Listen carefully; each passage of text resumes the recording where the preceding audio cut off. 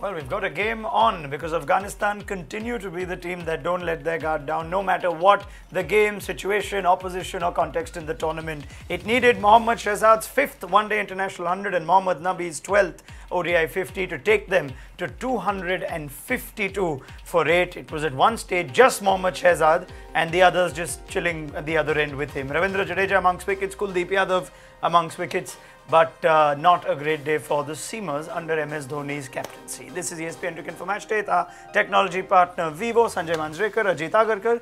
That was fun. It was, at least we've got a game on our hands, Sanjay. Yeah, two batsmen with incredible striking power in that Afghanistan team came good tonight. So India's sort of worst fears came true with Nabi and Shahzad getting runs. And we know it's a reserve Indian bowling lineup, but did you expect more from these fast bowlers? I think they would have expected a bit more from themselves. Playing Afghanistan, you're fancied, or you're the fancied team.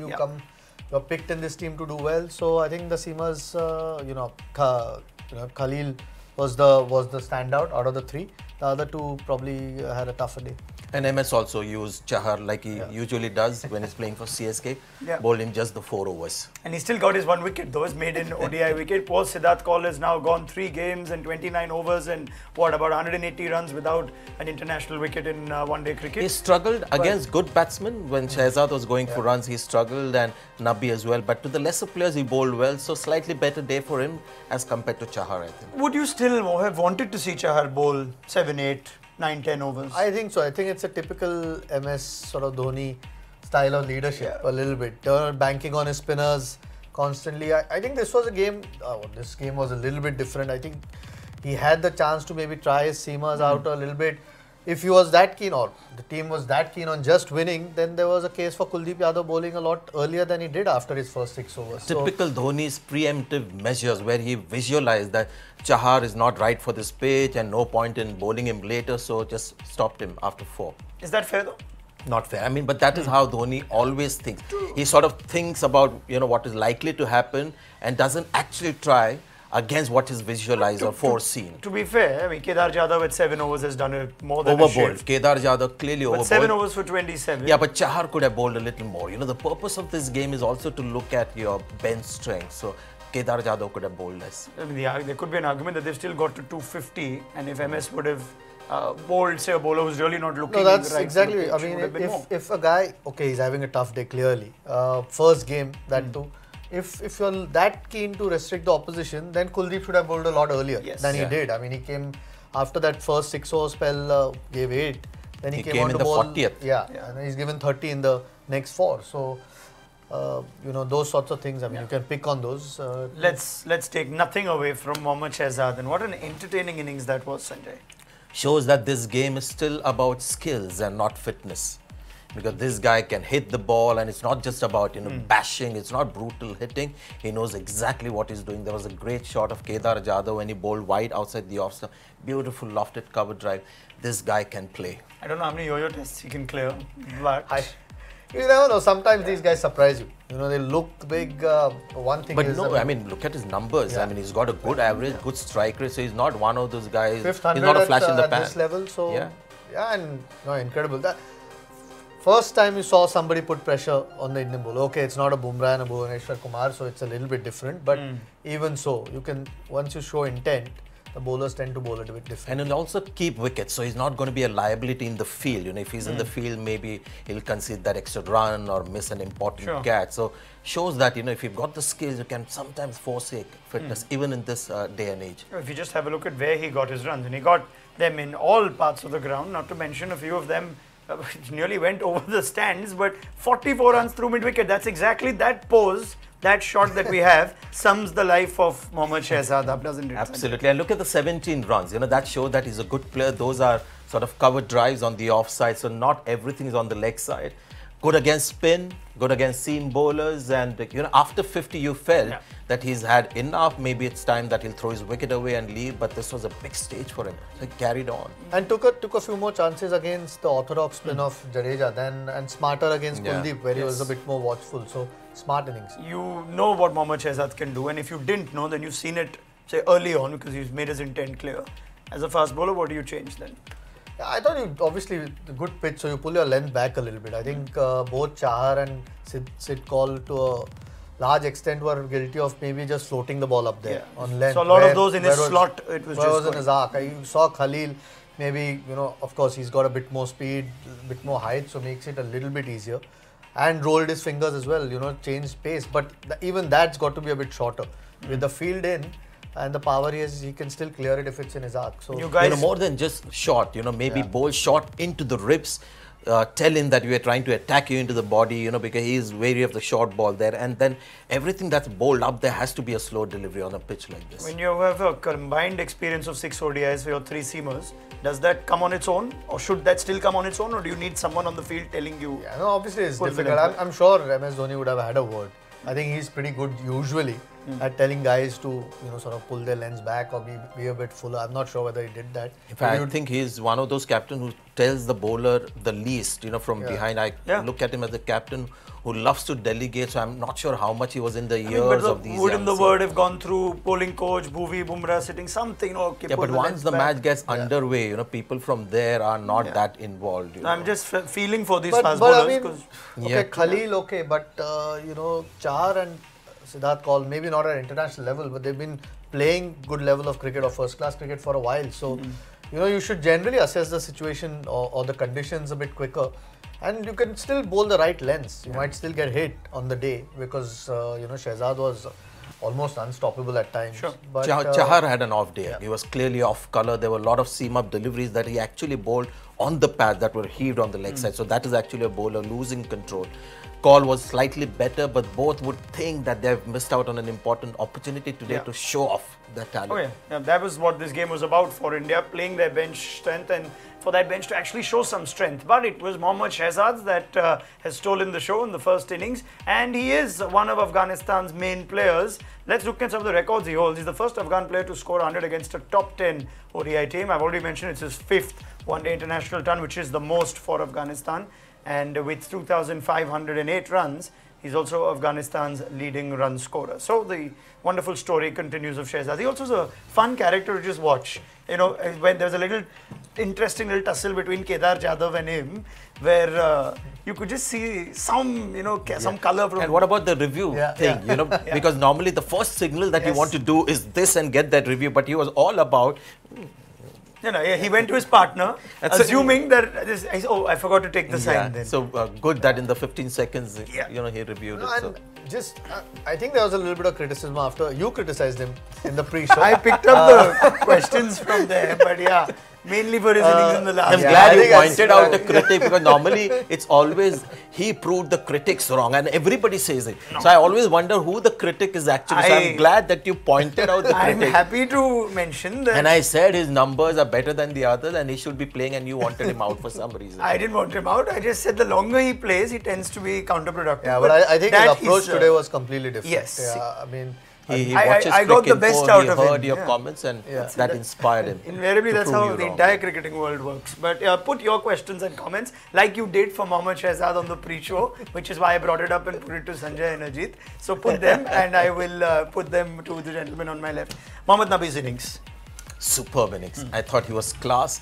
In fact, no, not fair to say that was a better inning, but comparable with Shehzad.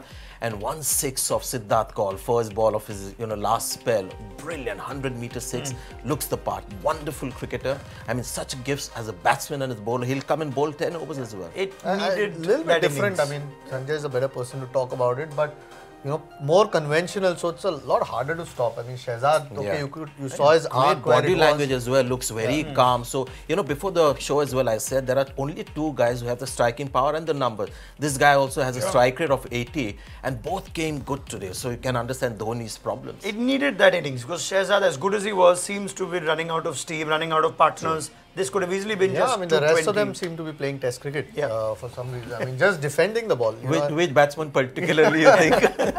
I think we'll give an award for Gulbadin Nayak. Gulbadin Nayak. 45. Just beautiful defense, but consistently defending. You don't see that often in one-day cricket. Yeah, he was like a slave to the philosophy of defending good balls. So had India bowled good balls right through the innings, he would have been not out 0. But maybe that's a nice lesson to actually take back from Afghanistan from this tournament. Just help out get score more in the middle overs. They've left a lot late, and they've got a few big innings from Rashid Khan in this series to take them to 250. That could be the takeaway from this Asia Cup for them.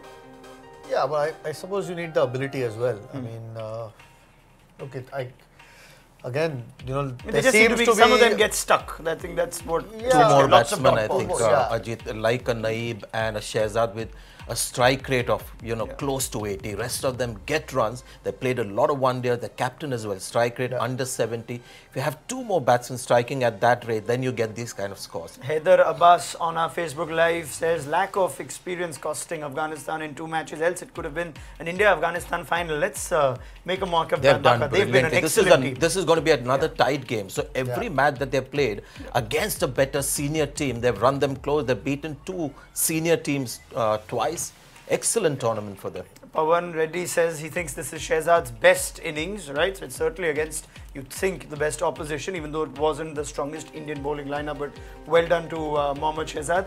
From the bowling front, Kedar Jadhav seems to have added more tricks to his bag. The more we see of him, Sanjay. Yeah, I think he's underrated off spinner now. Yeah. I don't know whether this is a bowler bowling in form or this is his ability. I mean, he's good enough now to bowl more than just 5 overs. So that is good for India. He's looking a little fitter. And I mean, you've got to pass the Yo-Yo test these days to be in the squad. Yeah. So clearly he's worked on it. But India needs that 6 bowler, no matter what. I mean, you could have a Chahal tomorrow and Bhuvaneshwar Kumar and Bumrah, but you need that 6th option because that 5th bowler's always been a little bit tricky. And as an off spinner, he was bowling to Mohammad Shehzad, who was batting on 120 in the death overs and conceded just 5.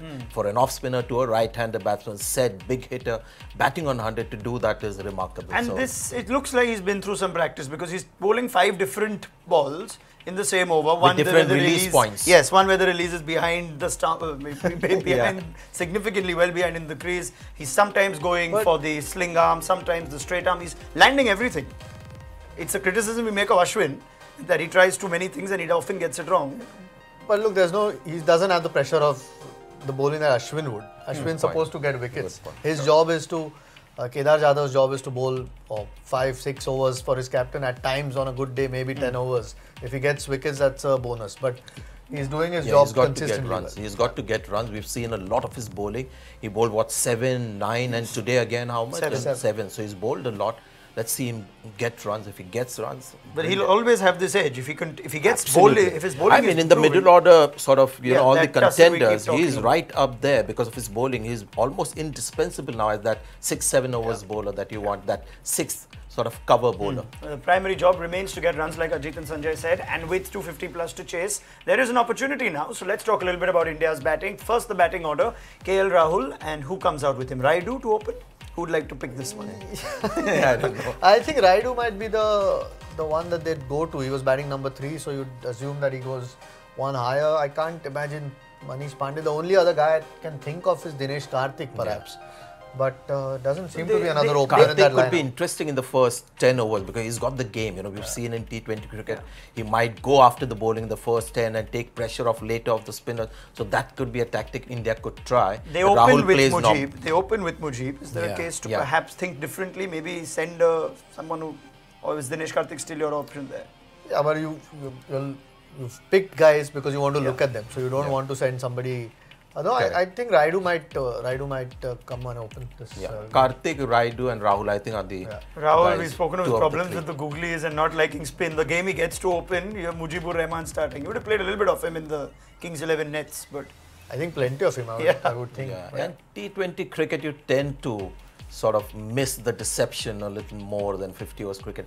He knows what the target is. Modern day batsmen love when there is a number they've got to chase. So I expect him to bat a lot better. The one thing you saw in the first inning, there was a little bit of spin. Now I don't know whether it was because it was in the afternoon, but there was a bit of spin in the pitch. So might be interesting. There is this set tactic that Afghanistan employed to keep Rashid Khan for after the 20th or 25th over.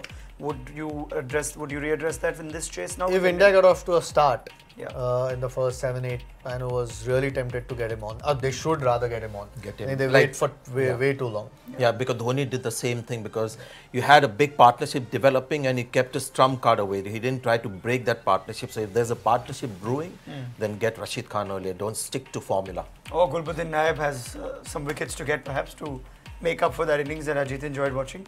But let's get a prediction. 250 to. It's going to take some chasing. They'll have to bat well. Yeah, prediction I don't know, but I don't think it'll be easy for India. Okay, Sanjay? I don't know, with India's 50 overs cricket, I'm extremely optimistic about India It's as a very team. different looking. Note the top three I are not know, there. but you know, all these guys have some ability, so I'm backing India to win. Great. Thank you very much, gentlemen. Sanjay Manjrekar and Ajit Agarkar on ESPNcricinfo Match Day with our technology partner Vivo. Thanks for putting in your questions and comments. Join us for our post show, and hopefully we'll have a nice look at how some of these other Indian batsmen have gone by the end of it.